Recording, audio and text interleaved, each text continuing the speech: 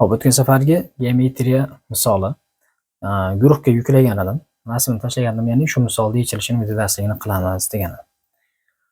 Hop, demak, bu misolimiz o'sha o'tgan safar attestatsiyada tushgan savol, yaxshi geometriya misoli. Bunaqa savollarni biz turkcha kitoblardan ham qidirib topa olmadik. Lekin bunga o'xshashroq savollar bor. Aynan bunaqa turdagi savol yo'q lekin. Yaxshi misol. Hop, demak, mana shu berilgan ma'lumotlar trapetsiyaning yuqori asosi 6, pastki asosi 8 bo'lsa va mana bu bir diagonal o'tkazib qo'yilgan. Trapetsiyaning balandligi 7 ga teng berilgan va mana shu bo'yalgan yuzi so'ralgan. Trapetsiyaning diagonali mana shunday holatda 2-3 nisbatda bo'lingan mana bu kesma orqali. Hop, demak, bo'yalgan yuzni topishimiz kerak. Biz bu misolni yechish uchun demak, mana shu kesmani davom ettiradi. Odatda bunaqa qo'shimcha kesma o'tkazirish, ya'ni bu kesmani davom ettirish orqali yechiladi bunaqa misollarni ko'pi. Shu davom ettirilganda mana shu tomon davomi va mana shu kesmani davomini kechtirasiz. Va shu yerda mana bu hosil bo'lgan uchburchak bilan yuqoridagi uchburchak o'xshash uchburchak hisoblanadi. O'xshash uchburchaklarni tomonlari masalan 6 bilan 8 berilgan. Bu yerda 8 bu yergacha bo'lgan masofa. Endi biz jami masofani masalan A deydigan bo'lsak, shu yerda o'xshashlikka ko'ra 6 ni A ga nisbati, 6 ni A ga nisbati bu yerda mana bu mos tomon hisoblanadi. Chunki 2x 3x ga nisbatan olishimiz kerak. Chunki mana bu burchak nuqta bo'lsa, mana bu burchakka nuqta qo'yadigan bo'lsak, bular ichkarlashuvchi qoidasiga ko'ra, ya'ni bir xil burchakda qarshidagi tomonlar nisbati teng bo'ladi. Ya'ni 2x ni 3x ga nisbati teng bo'lishi kerak.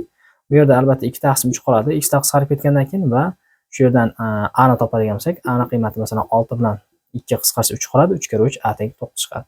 Demak, jami 9 bo'ladigan va pastki kesma 1 bo'ladi. Endi yana bir narsa, yuqori va pastki asos bir-biriga parallel bo'lganligi uchun va mana kichkina uchburchak bilan bu yerda hosil bo'layotgan bu uchburchak o'xshash bo'lganligi uchun asoslar 1 bilan 6 nisbatami? Demak, mana bu tomonlar ham 1 bilan 6 nisbatda bo'ladi. Masalan, bu yerimiz K bo'lsa, yuqori tomon 6 K bo'ladi. Ya'ni 1 6 nisbatda bo'linishi kerak. Asoslarga mos nisbatda. Endi bo'yalgan yuzni hisoblashimiz kerak. Xo'p.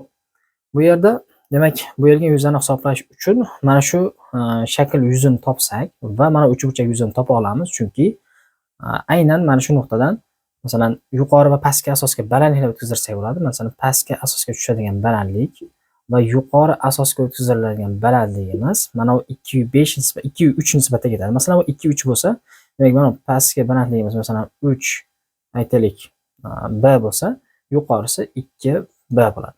2B bilan 3B ni yig'indisi h ga teng. Demak, h bu yerda jami hisobda 5B ga teng va u 7 ga teng endi balandligimiz va shuni b ni topadigan bo'lsak, b ni qiymati 7 taqsim 5 chiqadi.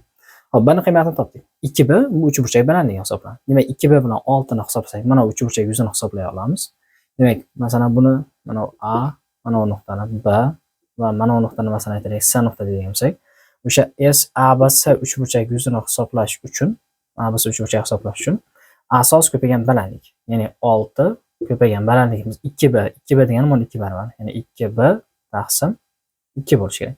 2 lar qisqarib ketsa 6b qoladi. B ni o'rniga 7 taqsim 5 qo'yadigan bo'lsak, buni javobi nima chiqadi ekan? 42 taqsim 5. Bu yuqoridagi uchburchak yuzi. Endi yana bir narsa, biz mana shu uchburchak yuzini topishimiz kerak. Masalan, A B C dedik, mana nuqtani D deylik. Biz A B D uchburchak yuzini hisoblashimiz kerak. A B D uchburchak yuzini qanaqa hisoblaymiz? Bizga masalan mana shu nuqtadan D nuqtadan yuqori asosgacha bo'lgan masofani hisoblash mumkin bo'ladi. Mana shu joygacha.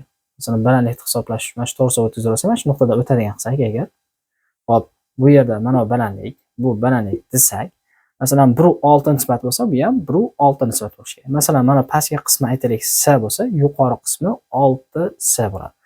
6C ga C jami 7C, bu ham balandlik beradi. Demak, balandlik 7 ta C ga teng va u 7 ga teng. Demak, C teng 1. C birligini bilib oldik. Endi C 1 bo'ladigan bo'lsa, demak, mana 6C bu uchburchakning balandligi hisoblanadi. Mana uchburchakni, demak, balandligi hisoblanadi. 6C miz albatta 6 bo'ladi.